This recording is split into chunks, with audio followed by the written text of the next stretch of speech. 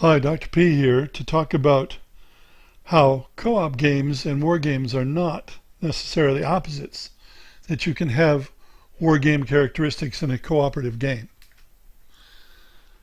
Well, the current fandom for co-op games has grown out of Euros. Pandemic is most well known.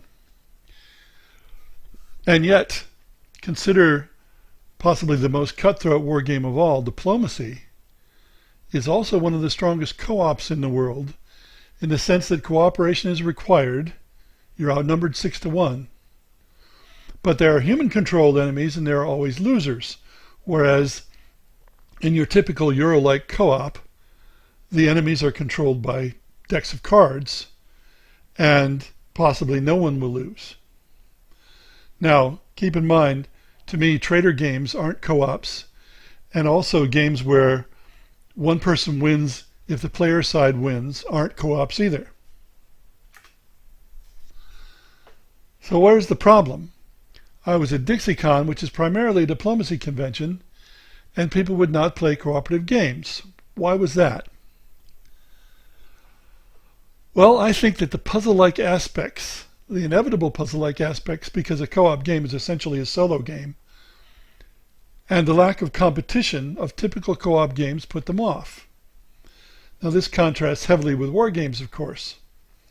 War games, there's a lot of competition, a lot of conflict, and they're not puzzles, they're games.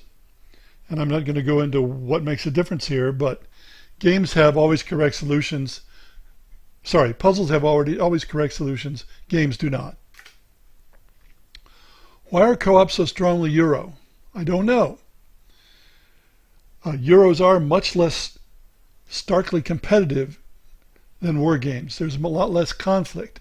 Maybe the step from hardly any conflict in a Euro to cooperation is much smaller than the step from strong conflict to cooperation. So co-ops are a step up in interaction compared with parallel competition puzzle games, but typically way below war game levels of interaction. Well, it took me a few years to suss all this out, but I finally decided to come from the other direction and try to make a co-op that's a war game.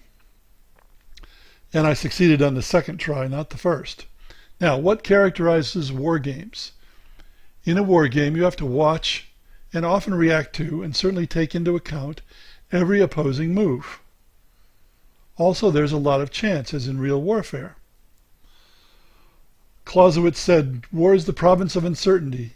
3/4 of the things on which action in war is based lie hidden in the fog of uncertainty." Well, this is not the way many Euro games are constructed. They provide a much higher level of certainty than a war game. Of course, there are war games that provide a high level of certainty because people like to play games where they feel they control their own fate. And so they play war games, but they have much more control over what happens than would be the case in real warfare. And the third thing that characterizes war games is geospatial relationships, usually with maneuver, sometimes with placement.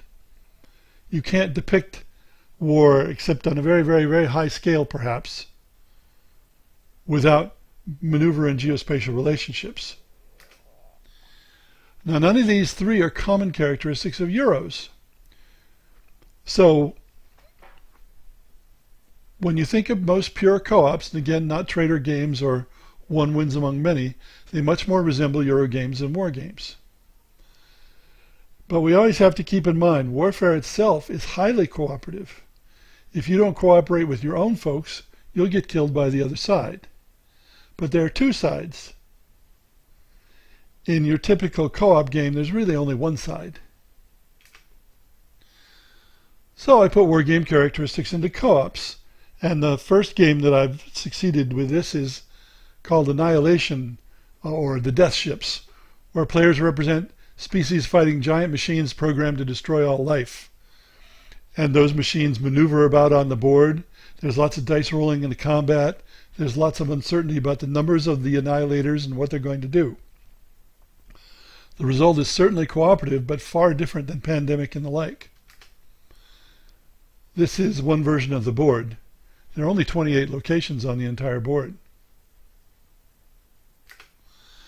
I've also started several others. Some are open warfare, some are not. For example, Rome and the Pirates, when Pompey cleaned the pirates out of the Mediterranean. Netstalker, a network defense game. Tri-Raiders, where the Vikings, Saracens, and Magyars are raiding Western Europe, and the players have to defend Western Europe. I think there's a place for war game like co-ops. After all, coalition wars are common and require a lot of cooperation. Thanks for listening.